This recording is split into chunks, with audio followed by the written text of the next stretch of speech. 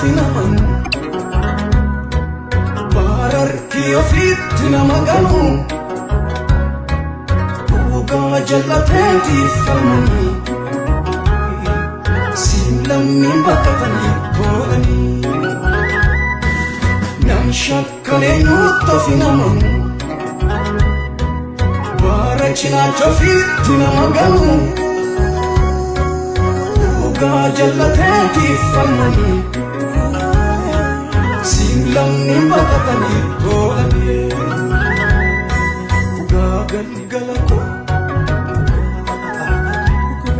dhugaa kafana koo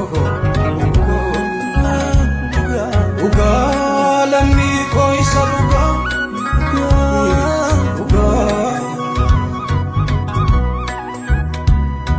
dhugaa galgala koo dhugaa dhiiga koo dhugaa lammii koo isa dhugaa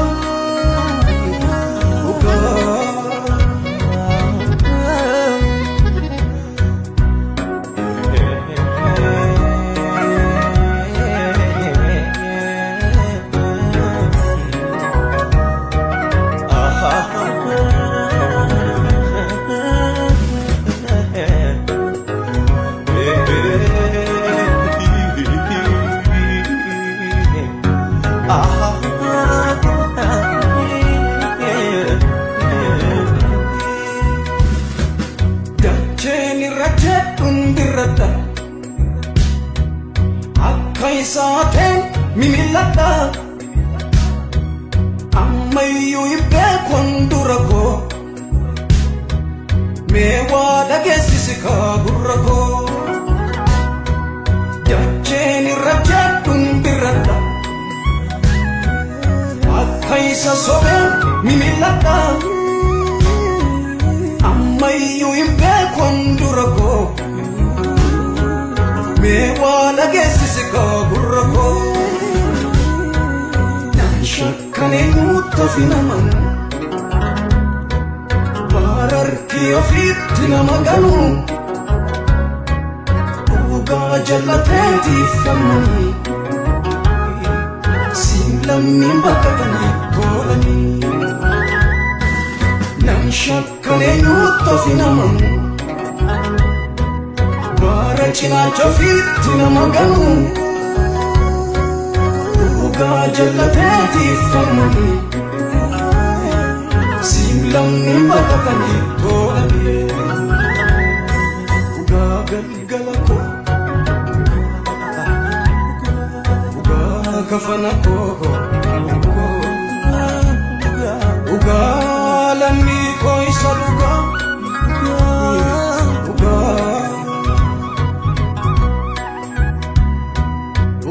galgala koo dhugaa dhiiga koo dhugaa lammii koo isa dhugaa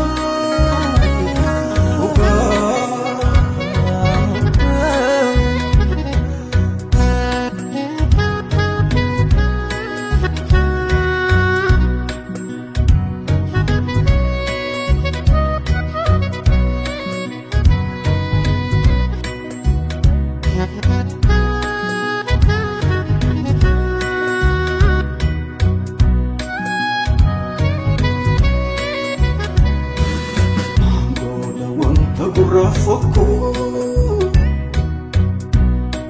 Keyon se chufe ke sansoko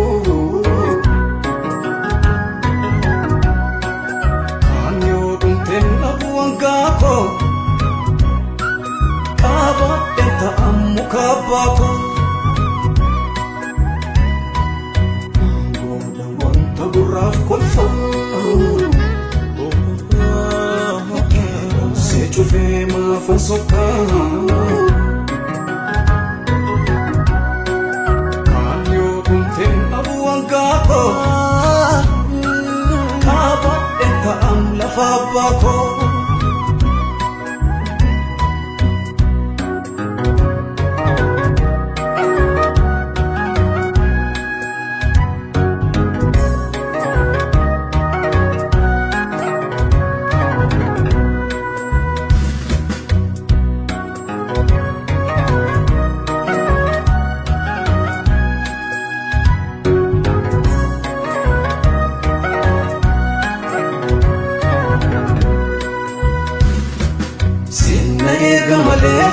fagootiin dhufu sareen na nyaatu. Gaafa hamaa tokko beeka jalqabaa nama na laatu. Ammassumaan qabaa miti koo sirra eenyurra miti.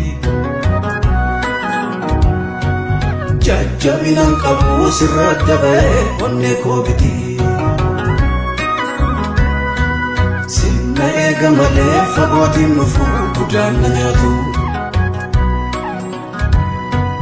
Gaafa waca tokko beeka jalqabaa nama na laatu. Ammassumaan qabaa miti koo sirra eenyurra miti. Jajjabinaan qabu sirra adda ba'ee onnee koo biti.